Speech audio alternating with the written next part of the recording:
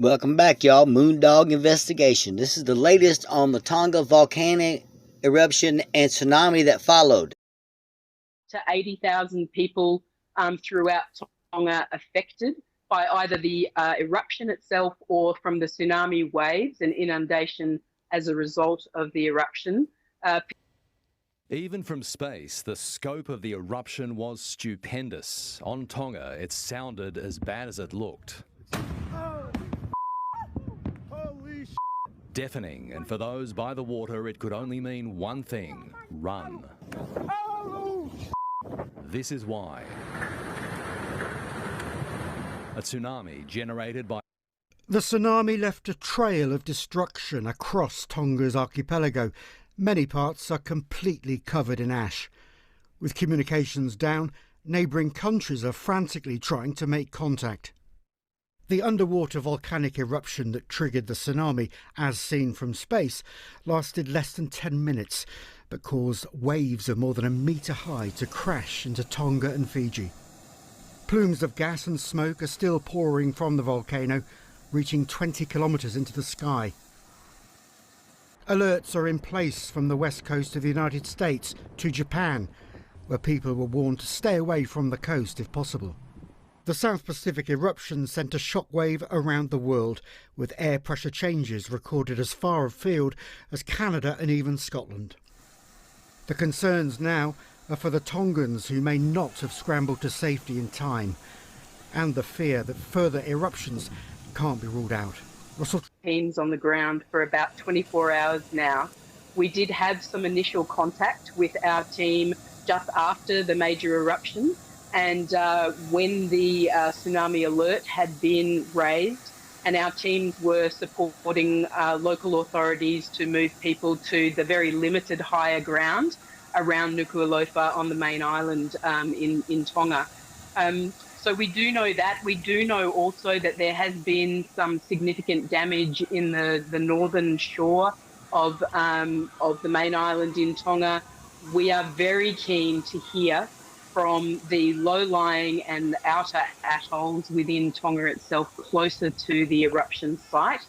And we have not been able to establish that contact. It's very difficult with the ash clouds causing problems with satellite phones. The undersea cable has been damaged, and also frequent power outages are making communication very difficult. We do know, though, that despite that, there is action happening on the ground. The lower lying atolls that you mentioned, how many people live there, and how much warning would they have had? Were they completely submerged? We don't know quite the extent of the damage. There are some reports of completely submerged atolls, but we really can't say that that's actually accurate and confirmed information at this point in time. It's part of why we're very keen to hear from those communities.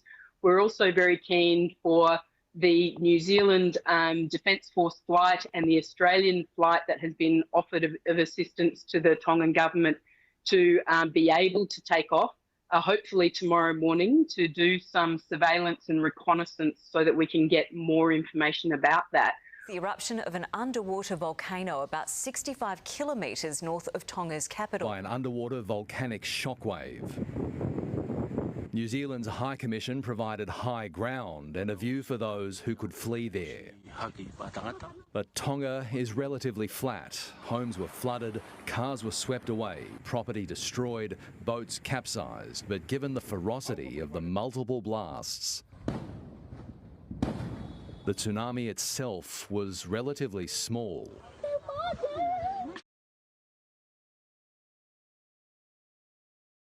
Queensland, New South Wales, Victoria and down to Tasmania, thousands of kilometres of coast on alert. If you look close to the centre there, that is the main island of Tonga with the capital there.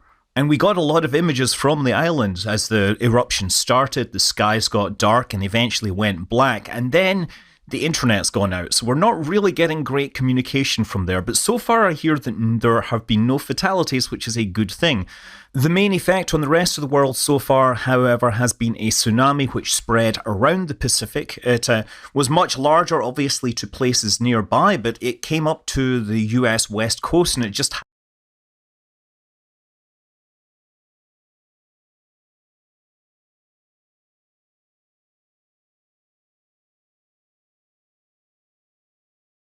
the eruption, there's been something like 100,000 lightning strikes that have been logged by lightning tracker networks.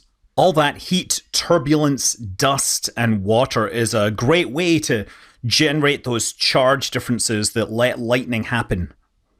So this is obviously a very, very powerful event. It's very likely the energy released here is many times that of the largest nuclear weapon ever tested.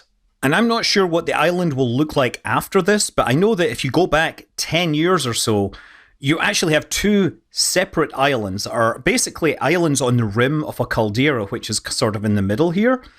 And yeah, about 5-10 years ago, we started to have eruptions that built up this island. And scientists from NASA actually spent a lot of time studying this because from a geological standpoint, it was probably the best example of island building in recent times. So it was well documented and well covered by satellites. So the initial eruptions were between these two islands and they built up a spit of land between them. And normally they would have expected that to get slowly washed away by weathering and removed. But the action of the sea and the actions of the chemistry meant that it actually formed into like harder rock and it became a more permanent feature. This is what the islands looked like until recently. This is actually what Google Maps shows you if you browse there. Obviously, this is now out of date. It's worth noting that these islands are actually just on the top side of a much larger submerged caldera. So the actual volcano is much larger, most of it is just submerged. And of course all of this is fed by the melting of the Pacific plate as it subducts underneath the Australian plate. Anyway, over the last few weeks there have been a series of eruptions and we can follow the changes in detail thanks to Planet Labs, who have of course a fleet of satellites that are able to observe the Earth pretty much like Google Maps, but every 24 hours. So you can see the eruptions built up this area in between a whole lot more. And then on Friday afternoon, there was a pretty serious eruption. In fact, that eruption was itself visible from space. These are images by the Tonga Geological Service.